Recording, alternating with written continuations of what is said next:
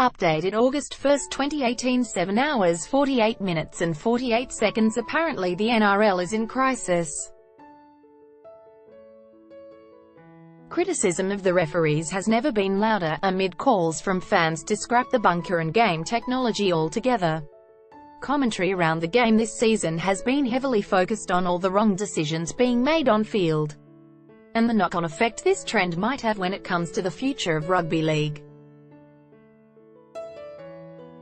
Yet NRL Chief Executive Todd Greenberg seems less fazed by the hype. It is an outlook he puts down to perspective. "I have a pragmatic approach to all of this, but there are days that are harder than others," Greenberg told Grandstand's Ladies Who League podcast. "This last week, to be fair, has been nowhere near as bad as some other weeks I've had in rugby league. I reflect on this time last year where we were in the middle of what people were thinking was going to be a crisis for the game. Trying to get our players to agree to a collective bargaining agreement. People thought players were going to strike.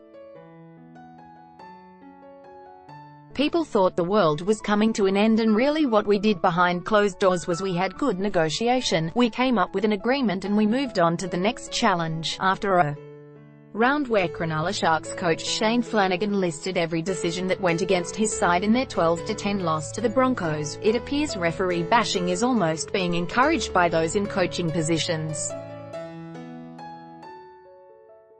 Greenberg, however, suggested the referee's view of events might change public opinion. "Quite often coaches will look to deflect attention away from teams' performances or their own performances, and the best way to deflect is to talk about other issues," he said. "If you put referees into press conferences, and I'm not for 1 minute suggesting we would do that, but if you were to do that and they did the opposite, what it would sound like is talking about every player that dropped the ball, every player that missed a tackle, every player particularly in that game that missed a kick from in front. Errors are made across the field because there are human beings on the field.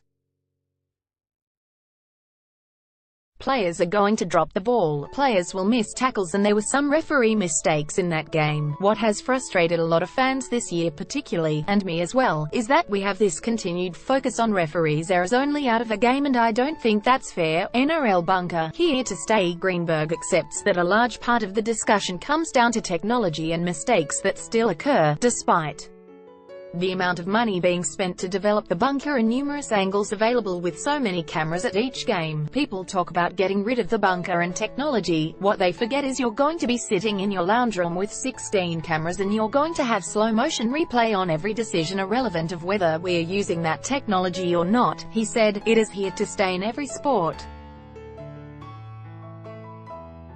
I was fortunate enough to be in Moscow for the final of the World Cup, and I can tell you the whole conversation while I was there was about technology in this sport and the decision-making of the referees. I almost had to close my eyes and change the narrative, and we were back in Australia with the same discussion. It's happening in rugby union, it's happening in the AFL, it's happening in cricket. Every sport is having challenges in this space. We're no different when it comes to the pathways and support being lent to referees." Greenberg feels the real issue the public should be worried about is the lack of officials willing to pursue a career at the highest level. Greenberg concedes the NRL are facing a real challenge building the next batch of male or female referees, and a large part of that is the scrutiny that comes with the position. "I don't have a line outside my office of people standing there saying I want to be a match official, and who would blame them?